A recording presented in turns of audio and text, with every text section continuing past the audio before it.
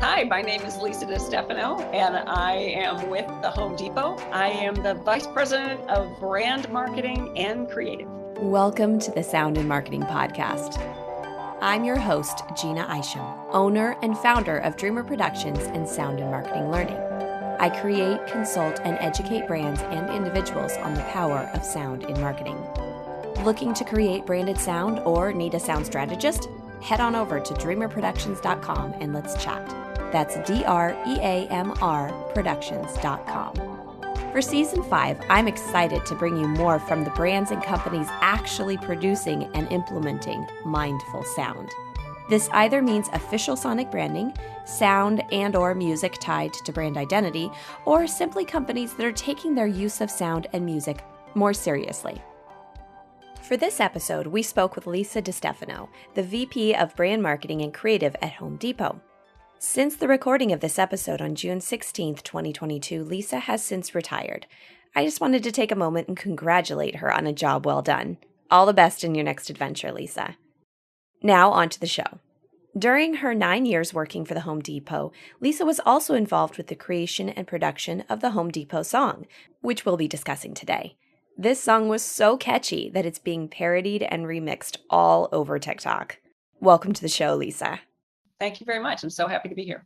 My podcast generally has been focused on the voice manufacturers or the producers and stuff. And I haven't been able to talk to the brands that are actually using sonic branding and sound efficiently and effectively. So it's very exciting to be able to talk to the Home Depot, especially about this project.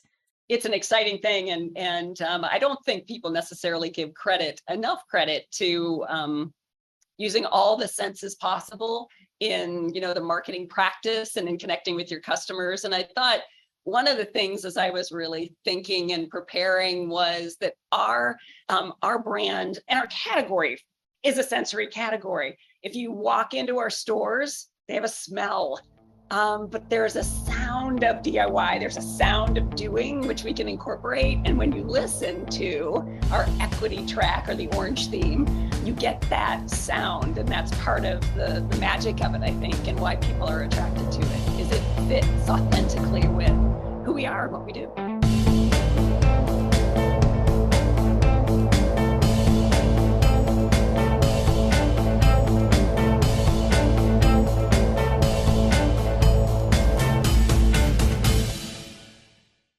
It has that DIY sound. It sounds like you're walking into one of those stores. It really makes me feel homey, I guess. And I love the song that was created. Can you tell me a little bit more about how it came about? Were you looking for that specifically, or was it just kind of a needle in a haystack situation? As a brand, historically, we've always felt that having an energetic tone, right? A doing, right? We empower doers. That is what we are in the business of doing. We were working on a brand new campaign. We were energizing around fall and really trying to think about how to prepare ourselves for that and to compare a full campaign. So in 2013, we had gone through a new transition with our campaign work. And we needed a sound, and we needed to be environmental track for that. And so was it intended to be our forever recognizable song or experience? No. But we knew right away when we heard it that there was something special about it. There was a pace, there was a tone. When we think about our brand, that song, as well as the idea of doing, we think about coach-like, energetic, incorporating that kind of thing. When you listen to the voiceover and voice acting for our spots, we also feel like that is part of that overall sound, and those pieces fit together. So it had to be strong enough to drive a sense of doing, and then be able to work overall with some of the louder noises that occur within our environment as well. What do you say to a spin around the color wheel? To paint with primer already mixed in. Test samples instead of canned commitments. What do you say we dip into our wallets less and grab a hold of the latest tools out there so we can quit all that messing around with extra steps and get busy turning our doing dials up a notch? More saving, more doing. That's the power of the Home Depot. It was part of a series of work that stuck with us while campaigns have come and gone.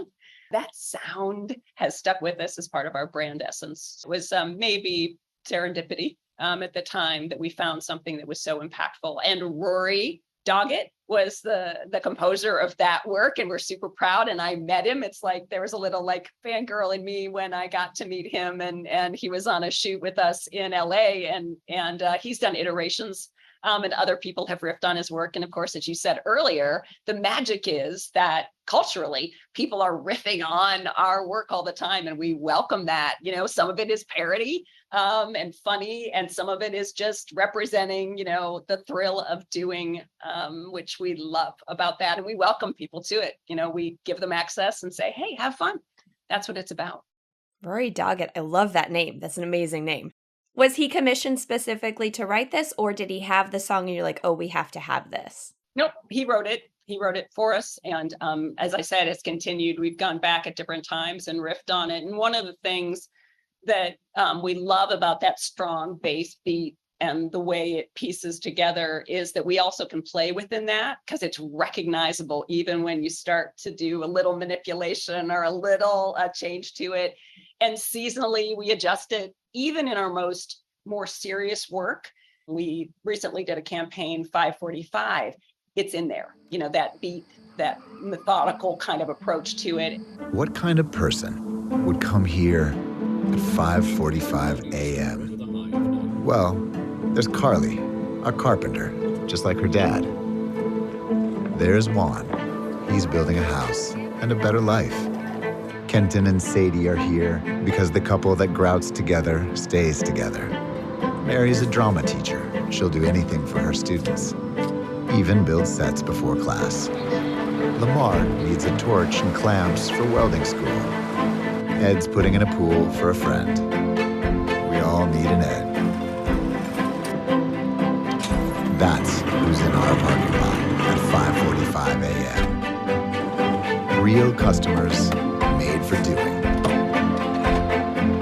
And at the Home Depot, everything we do for them.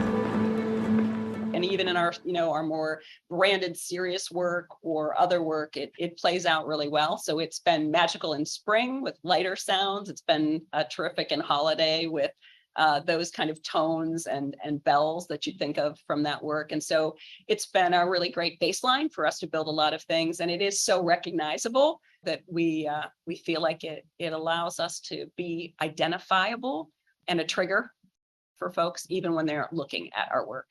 You were able to extract and use a lot of different pieces because, now that I'm like playing it back in my head, you've got the beat, which can play on its own. And I think with the beat, you still get the essence of what Home Depot is trying to do. You've got the guitar, so if you want to get a little bit more rock heavy, you want to get aggressive, maybe you've got a big project with like heavy things. And then you have the bells. And I think the bells work for holiday. The bells can be for like maybe trying to attribute lighter DIYers. There's so many elements that you can use with this, and it's kind of fun to just see that this was like a serendipitous thing. Because I was going to ask you, why didn't you just go with a sonic logo or a short mnemonic of sorts? Because there's a lot of companies that are focusing on that and then extracting from it. Is it just that this worked and you stuck with it? I think it was malleable in a way, and we recognized that pretty early on with a mnemonic or a sound logo. It's a trigger, but it doesn't allow you to play necessarily in that same way, that extension. You have to work a little harder. In this case, right, we had this moment, and to your point, we could extract it and move it. When people use licensed music, right, it belongs to someone else. Often people have another reference. That's why people use it, right? It gives you a feeling, a connectivity to a certain moment, a memory, whatever the situation is. We created that and that energy, and now we get to riff on our own work and own it and be able to play with it and manipulate it, engage with it and leverage it. That ability to riff on our own work versus we're needing to leverage. And plus it has longevity, which is amazing, and it's our ability to play with it. Whereas, taking another piece of work, often you're in a series of things where it's one piece of work at one time, and then you're going to move into another piece of licensed work at another time. And in this case, It becomes just that bed, that constant track that we use it internally. It motivates us. The thing that I really like about this is I started reading about an article about your TikTok parodies and the remixes and all that stuff. And I'm like, Home Depot doesn't have a song. And I was really confused. And then I looked it up and I'm like, oh my gosh, I totally know that song. And if I heard it again, I would think Home Depot. And I think that's the brilliant part, is that it's not just a song, quote unquote. It's something else that it kind of is guttural. It gets into the actual essence and personality of your brand. And I think that that's just lovely. I think that's lovely. Yeah, and it's funny. We've had people put lyrics to it, which is really fun, and we've had people send us stuff, which is great, and becoming part of the cultural zeitgeist that goes on, and being in that environment. It's a wonderful connectivity with customers and doers. And we have this relationship, we have this shared thing that goes on, that people are playing with it and enjoying it and amplifying it without having to be asked. And that is a really special place for a brand to have a connection, even if it's sometimes fun or silly, or even, sometimes, a parody is not necessarily always flattering, but we're into it because it's people playing and having an experience, and it's all about our brand and their connection to it. And it's something we can always build on. And the TikTok piece was a surprise for us. We were, as I think, amazed once we started really looking at the number of people who were, and we've just, really enjoyed that because it's a good range of stuff that's going on. There are wonderful sound logos and representations that trigger you in a certain way to lead into something else. And so I wouldn't, have outdone them by having this song, because those triggers are so critically important. But it has been a pretty joyful thing for us. And it's lasted, since 2013. Yeah, coming up on the 10-year anniversary of it, I guess. It's not a competition, in my opinion. Companies trying to outdo each other with logos or jingles or songs or whatever. But what is really cool is when they succeed with what you just said, where it's this community participation and it's this engagement, and people are sending you things and they're telling you about how they're engaging with this inanimate object that they now have an emotional connection to. So it's just a wonderful perspective of sensory marketing at its best. It takes on a life of its own, and that's, my soapbox, that's what you want it to do. You want it to live, and that's what it's doing. Have you ever explored sound and music before this, really taking it in and going, how can we use this? Have you done that in the past? I don't think we really knew. I don't think we had captured this moment until we started to see the longevity and our ability to play with this particular sound, this particular song. I don't think we really thought about it that way. I don't think we'd explored it or really appreciated its true value. Sound was always something that existed in our work, but it was maybe least important. And I think we've learned a great deal. The customer, our associates, have taught us a great deal about the impact of this sound authentically within our brand.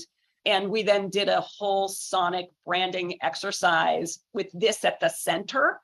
How do you amplify this? How do you think about this? How does this become the orange theme? We really used this opportunity to keep expanding on this whole philosophy of the sound of doing and what that means. So I would say, again, this was the energy that has come over time, and it's been the base from which we work. It's not like a burden or a heavy thing that's like, oh, that's, part of our brand standards. We have to stick with this. This is living, which is super cool, right? We were gifted with orange. That is amazing, right? An energetic color to begin with, which is an interesting, just again, that's serendipity, because, when our founders started, it was, what's the most inexpensive way that we can go about getting our name out there? And it was spray painted with stencil with we got discounted orange paint. Let's blow it out. Some things happen in a serendipitous way like that. But this song was just the start of something that's really been able to power us forward with that. And so I think we've learned a lot through that experience. I hope you're enjoying the show. Stay tuned next week for the conclusion to our interview. Don't forget to subscribe on all the major podcast channels, share with friends, follow, and rate. Spread the word because, well, more people should know about this stuff. I know you know that now. For any other inquiries, you can find me on LinkedIn, Twitter, and Facebook. You can also email me at Gina, Jeanna, @dreamrproductions.com. All links will be provided in the show notes. Let's make this world of sound more intriguing, more unique, and more on brand.